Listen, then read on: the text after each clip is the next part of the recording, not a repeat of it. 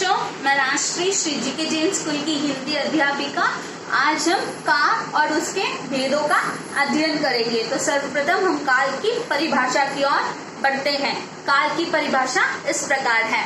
काल की परिभाषा क्रिया के जिस रूप से कार्य के होने के समय का पता चले उसे काल कहते हैं। अर्थात जिस रूप से हमें यह पता चले, कार्य के होने का समय का पता चले, उसे हम काल कहते हैं। उदाहरण के लिए सुनील गीता पढ़ता है, प्रदीप कल दिल्ली जाएगा।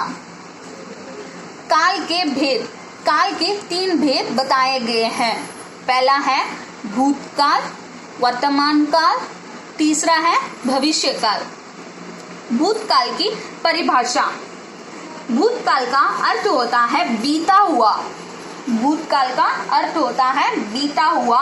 क्रिया के जिस रूप से बीते हुए समय का पता चले उसे भूतकाल कहते हैं। अर्थात जिस क्रिया से कार्य के समाप्त होने का पता चले उसे भूतकाल कहते हैं। इसकी पहचान करने के लिए वाक्य के अंत में था, थे, थी आदि से होती है। उदाहरण के लिए रमेश पटना गया था। अगला उदाहरण है पहले मैं लखनऊ में पढ़ता था। तीसरा उदाहरण है नाना जी कहानी सुना रहे थे। इन वाक्यों के अंत में था, थी, थे आदि शब्द आए हैं और इन वाक्यों से पता चलता है कि यह घटना पहले ही हो चुकी है। तो अर्थात यह भूतकाल के उदाहरण है। अगला भेद है वर्तमान काल। वर्तमान काल क्रिया के जिस रूप से यह पता चले कि काम अभी हो रहा है उसे वर्तमान काल कहते हैं। अर्थात क्रिया के जिस रूप से समय का पता चले और क्रिया व्यापार का वर्तमान समय में पता चले उसे वर्तमान काल कहते हैं। इन वाक्यों के अंत में ता, ती, ते, है, हूँ आदि आएंगे। उदाहरण के लिए राम अभी अभी आया है। अगला उदाहरण है वर्षा हो रही है। तीसरा उदाहरण है राजू गाता है। इन वाक्यों के अंत में है आदि शब्दों से हुआ है। अर्थात यह वर्तमान काल का बोध कराते हैं और क्रियाओं के होने की निरंतरता को वर्तमान काल कहा जाता है। अगला भेद है भविष्य काल।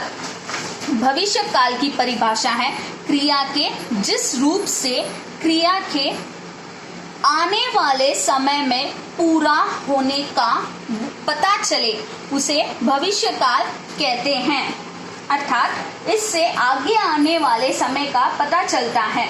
जिन वाक्यों के अंत में गा, गे, गी आते हैं वे भविष्य काल होते हैं। उदाहरण के लिए मैं कल विद्यालय जाऊंगा, खाना कुछ देर में बन जाएगा, राम किताब पढ़ेगा। इन उदाहरणों को देखा जाए तो इससे यह पता चलता है कि यह क्रिया आने वाले समय में होने वाली है। अर्थात ये क्रिया अभी तक हुई नहीं है, तो यह भविष्य काल के उदाहरण है। तो इस प्रकार आज हमने काल की परिभाषा और उसके 3 भेदों का अध्ययन किया। तो हम एक बार फिर काल की परिभाषा और उन भेदों की परिभाषा को देख लेते हैं। काल की परिभाषा इस प्रकार है। क्रिया के जिस रूप से कार्य के होने के समय का पता चले उसे काल कहते हैं। उदाहरण के लिए सुनील गीता पढ़ता है। अगला उदाहरण है प्रदीप कल दिल्ली जाएगा। काल के भेद भूतकाल, वर्तमान काल, भविष्य काल।